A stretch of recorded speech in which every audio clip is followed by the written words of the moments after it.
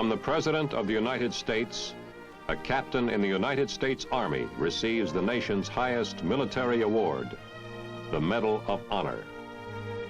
In a violent 5-hour battle triggered by a full-scale attack on the detachment he commanded, he personally led a successful defense operation, repeatedly exposing himself to enemy fire. He was wounded 4 times. In this engagement, his citation says, he displayed conspicuous gallantry and intrepidity in action above and beyond the call of duty. The proud old phrase summons memories of brave deeds from the long past of America's military history. But the tribute to Captain Roger Donlon is not a reflection from the past. It is a page in the burning history which is being written today.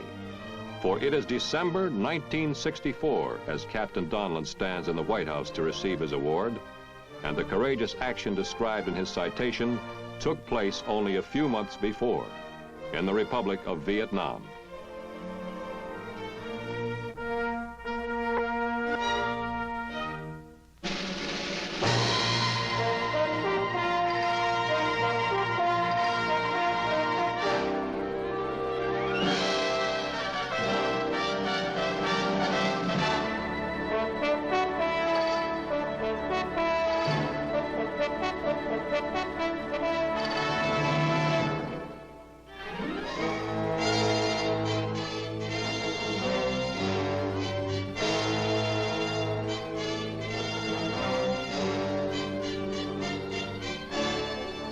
The backdrop which Vietnam provides for American heroism, such as Captain Donlon's, is unique in the experience of the United States Army.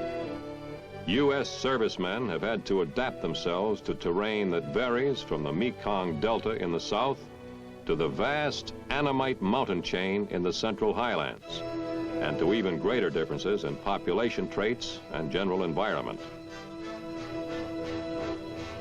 And everywhere, the war, with its strange nightmare quality, makes its presence felt. It is a dirty, many-sided, complex struggle, a twilight war fought in shadow and stealth, on battlefields which flow like the sea and whose battle lines change with the night.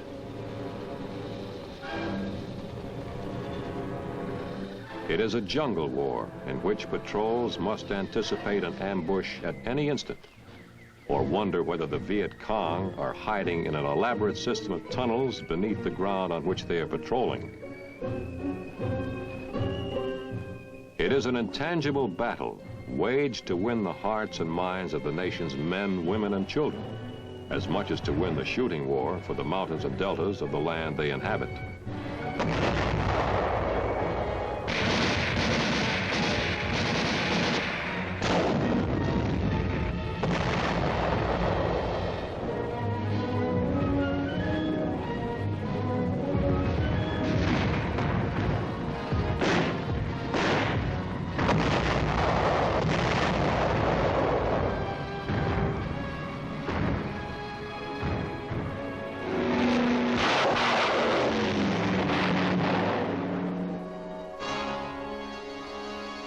The emotional and political climate in this torn and tragic country, and the evidences of instability and political immaturity, are often confusing and frustrating to American eyes, which look for harmony in a nation fighting for its survival.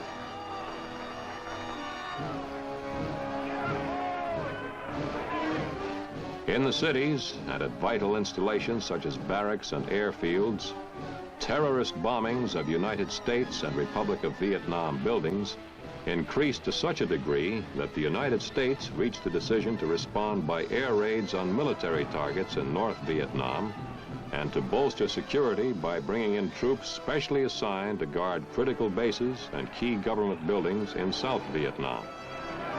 The air raids against North Vietnamese targets, in addition to their retaliatory nature, had the motive of seeking to demonstrate our determination to the North Vietnamese and to lead them to abandon their aggression against South Vietnam.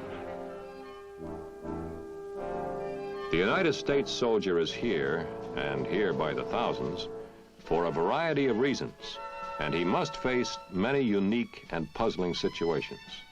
His original and still most basic assignment is to advise and help train the South Vietnamese Army in its struggle against an aggressive and highly efficient guerrilla force. However, his duties have become increasingly complex and are changing daily with a constantly evolving situation.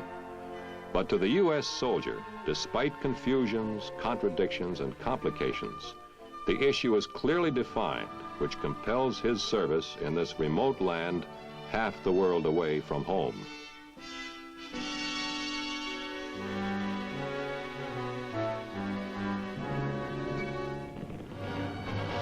The legitimate government of the Republic of Vietnam is in a fight for its life.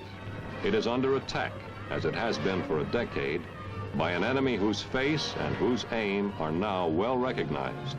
The face is that of communism.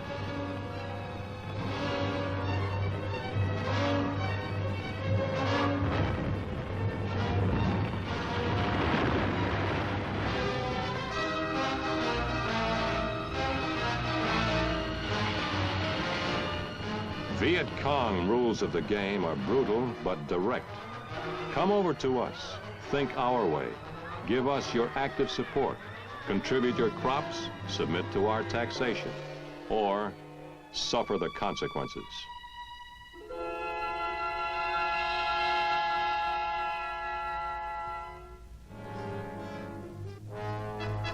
The aim of the communists is to establish control over all of Vietnam. And after that, over all of Southeast Asia.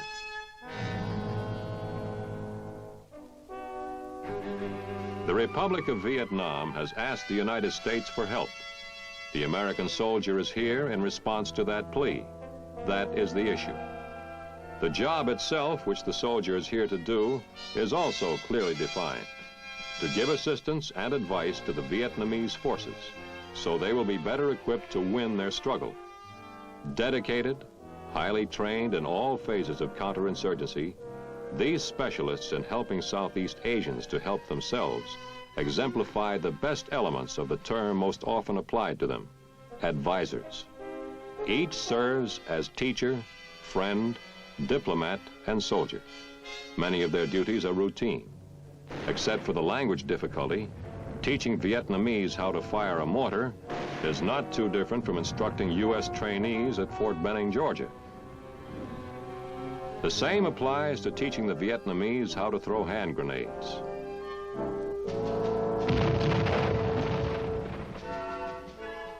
To U.S. soldiers, supervising basic artillery training south of Saigon is very much like a day at Fort Sill, Oklahoma.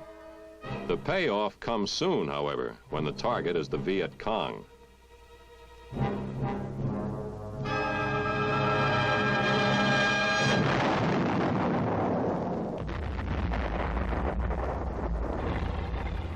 Except for terrain and, of course, the language difficulty, showing Vietnamese how to conduct an armored reconnaissance patrol is not too different from doing the same job at Fort Knox, Kentucky.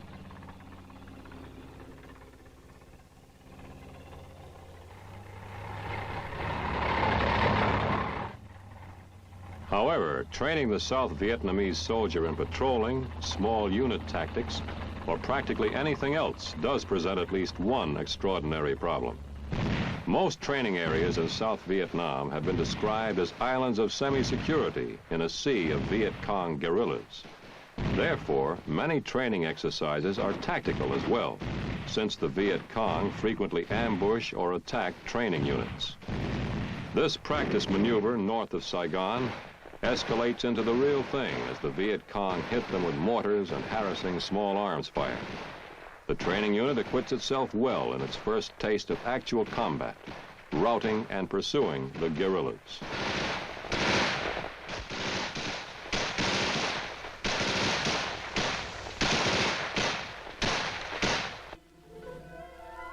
But the job has other features which are different. The enemy in Vietnam is a terrorist force inside the country's borders, although he is supplied and directed by the Hanoi regime to the north. The war he fights is a war of ambush and raids in the night. To help the Vietnamese defeat an enemy who fights in this manner is the unique character of the U.S. soldier's job in Vietnam.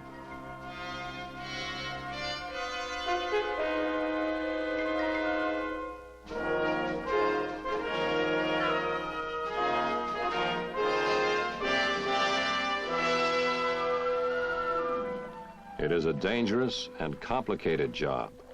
An advisor can only make suggestions to the Vietnamese. He can issue no orders. But he can suggest by setting an example. If, for instance, a Vietnamese unit commander is sometimes reluctant to send patrols into Viet Cong-infested areas, the U.S. soldier can volunteer to lead them in an advisory capacity. When these patrols prove successful, the Vietnamese commander will be won over and will send out his own patrol leaders. For instance, he advises on the proper techniques in the conduct of a firefight. He assists in the planning for reconnaissance missions and conducts necessary debriefings of the patrol members. By active participation, he instructs the Vietnamese in the establishment of ambushes. In all of these functions, his role is that of an advisor, but he is ever ready to participate actively with the Vietnamese. The war here requires a constant battle of wits, a careful, resourceful hunt for the enemy, to ferret him out of the jungle and the other hiding places which give him protection. For U.S. soldiers teaching this kind of warfare, the classroom is the battle area itself. Capture of prisoners and identifying the source of their weapons confront U.S. soldiers with additional responsibilities. Interrogation of prisoners presents a major and continuing problem.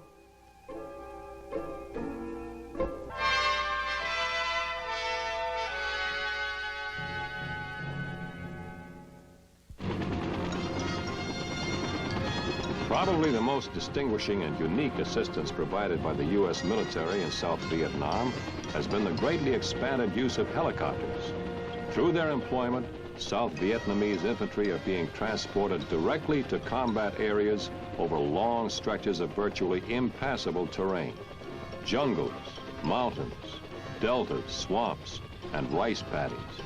Within a few minutes, they move across terrain obstacles which would require hours or even days of fighting by surface means. Not only does this help catch the enemy by surprise, but it also affords greatly increased battlefield mobility. Many consider this a major advance in achieving the basic objective of all ground combat, placing the infantryman at the right place at the right time.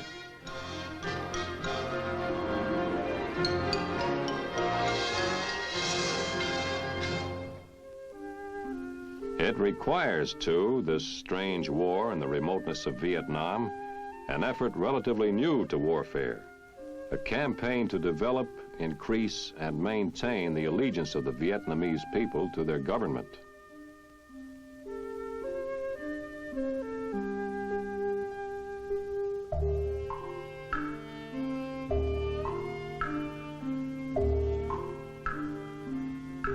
The enemy looks upon the people's dissatisfactions as a powerful weapon to be used to his advantage, for he knows he needs their support to have any hope of victory.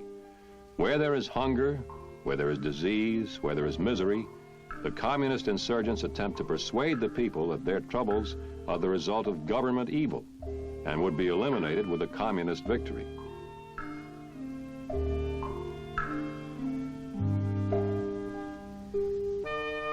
It has been said that the best example of effective counterinsurgency in Southeast Asia is a U.S. medic or soldier giving help to a child in a remote village. Part of the United States effort here is devoted to showing the South Vietnamese Army how to perform similar non-military functions to improve the lot of the Vietnamese people. Typical projects undertaken by the Vietnamese military under guidance of their United States advisors are digging wells and building bridges and schools, in addition to providing medical and sanitation services. This policy has been expanded into a comparatively new humanitarian method of waging war. For example, how best to secure a village against the Viet Cong. One answer may be to help the villagers build a bridge over which they can bring their produce to market. The tactics of the Viet Cong are to attempt to win over the villagers by propaganda and promises, and to terrorize them if they do not respond. The most effective counteroffensive may be to convince them, by deeds, not promises, that the government is their friend, their benefactor, and is worth fighting for. The best way to accomplish this is by practical assistance in their daily struggle for existence. In a word, by compassion. The nature of the actions and the motivations are humanitarian, but they have very definite military applications as well.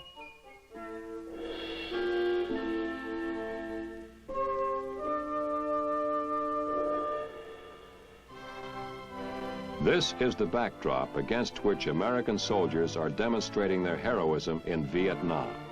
Some of these, like Captain Donlon, accomplish deeds which make their own names part of the history they are writing. All have seen the face of the war the enemy wages, and out of their experience have looked beyond it and glimpsed the truth of what is at stake in this tortured land. Perhaps their story and their feelings are best conveyed by another U.S. soldier, Captain James Polk Spruill, who died a soldier's death on a mountain road in Vietnam, and whose story is told in this reenactment. In letters he wrote to his wife before he died, he put it all down as he saw it. It is a soldier's testament, but one of compelling importance to all his countrymen. From the beginning, he felt a sympathy which grew quickly into fondness for the Vietnamese. The people here are poor, and the land is poor, he wrote. Strange war, strange land, but wonderful people. But if the Vietnamese villagers intrigued Spruill's attention, it was the soldier with whom he became most familiar and who drew his warmest responses.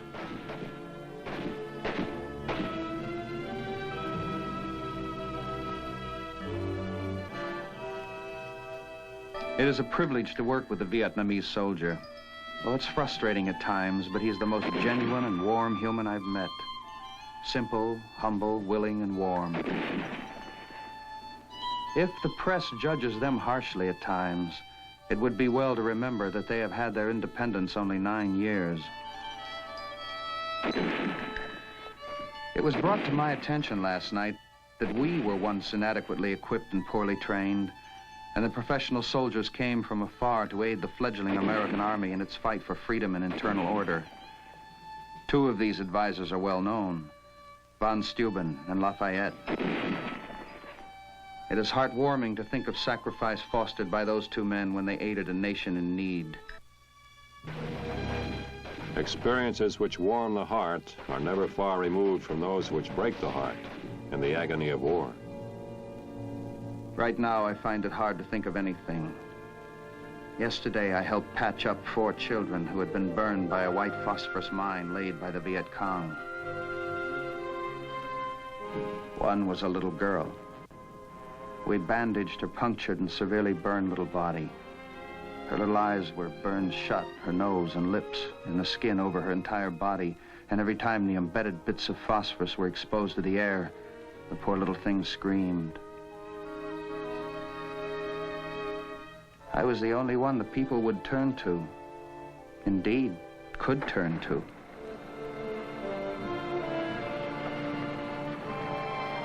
We wrapped the children in our blankets to keep the air off the phosphorus and then took them to Vinh Long, a long, dusty ride.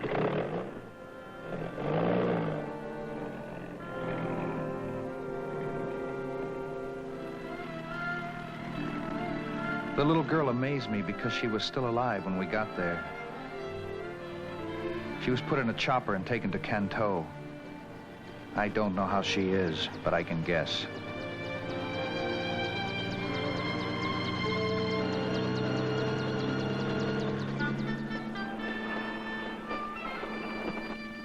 When I got back in the late afternoon, I went to the area where the children lived.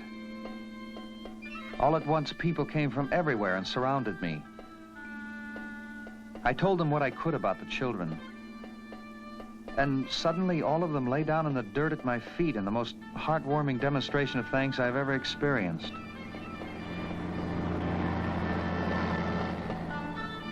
I shall never forget that. And I shall never forget that poor, tortured little girl who had nothing but me. And I was so inadequate. I must stop now. And in a couple of days, the sun will shine again for me. And of course, the sun did shine again. There were many moments of warmth and cheer. What a day I had yesterday. It was more social than usual. And I ate some things you wouldn't believe. I had octopus and dried bananas. How's that for a real combination? Last night, I taught the doctor, Lieutenant Han, and Lieutenant Hung to play casino. And you have never seen anyone more thrilled. They loved it with a passion. You should hear them. Sounds like a Chinese fire drill.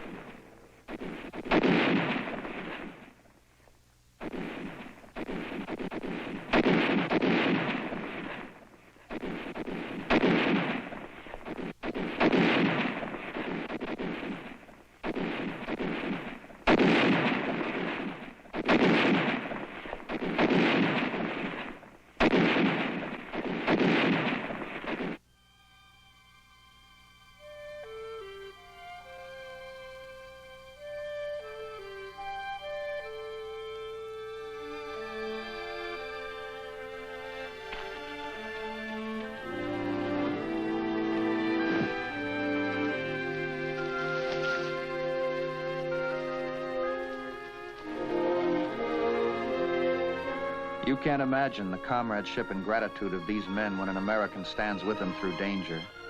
It seems to bring heart to them. You could see it in their faces. But when they get wounded, no matter how bad it may be, you never hear so much as a whimper. Strange, but strangely logical for a people who have never been far removed from the raw facts of life and death.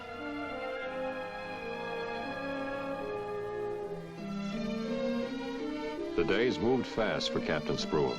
He was heartened at the progress that was being made in his training program, and his own commitment was growing deeper all the time.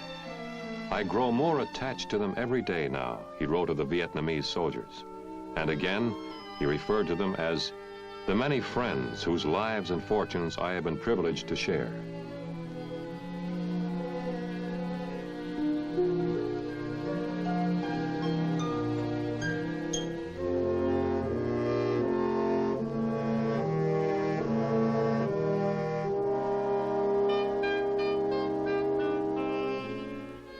Captain Spruill had his times of doubt and discouragement. I must admit there are many moments of frustration in Vietnam, but that is exactly why we are here. It is exactly in places and circumstances such as this that communism gains its foothold. Communism is the scavenger of the upheaval that comes with a modernization process and the age of rising expectations. Sometimes we're ready to say the hell with it. But then there are other times. A few nights ago, I went out on a night ambush with a group I had been out with before and with whom I had developed quite a rapport. The only trouble I had with them was to get them to quiet down. They were all over me.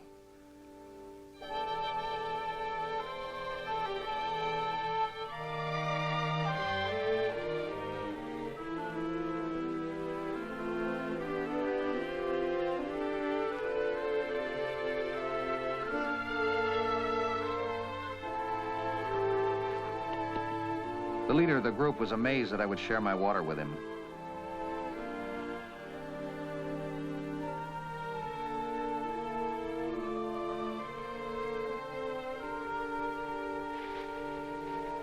Nothing was too good for the Dai Wi, which is their word for captain. They even put straw in the ground where my position would be.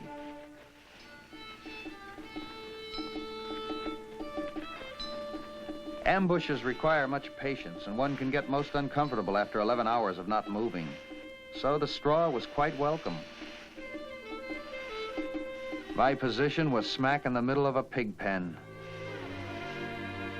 What a stench.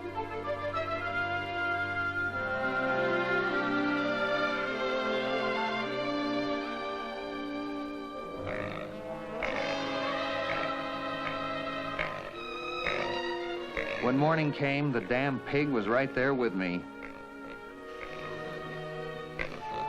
The eastern sky was magnificent. I'd never seen it so blood red, and I could almost hear music as I looked into its spacious beauty.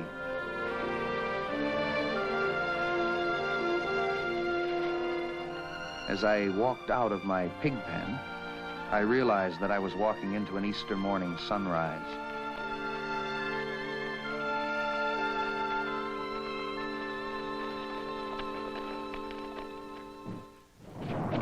Much sweat, and I'm afraid much blood, remain to be shed. Progress will not be dramatic. It will in fact be painfully slow. One of our biggest enemies now will be impatience and despair in America itself. I feel that there's too much talk of despair. Above all, this is a war of mind and spirit, and it is a war which can be won no matter what the present circumstances are. For us to despair would be a great victory for the enemy. We must stand strong and unafraid and give heart to an embattled and confused people. This cannot be done if America loses heart. At the moment, my heart is big enough to sustain those around me. Please don't let them back where you are sell me down the river with talk of despair and defeat. Talk instead of steadfastness, loyalty, and of victory, for we must and we can win here. There is no backing out of Vietnam, for it will follow us wherever and everywhere we go. We have drawn the line here, and the America we all know and love best is not one to back away. In one of his earliest messages, Captain Spruill wrote, "I am where my destiny has led me." That destiny was to be a sad and cruel one. Death lay waiting on the road he traveled with such deep convictions and towering honor. But before he left it, he illuminated that road well and clearly, and his nation is the richer for his service and for the testament of faith he left behind him, which speaks for all the men who stand at freedom's frontiers in Vietnam today.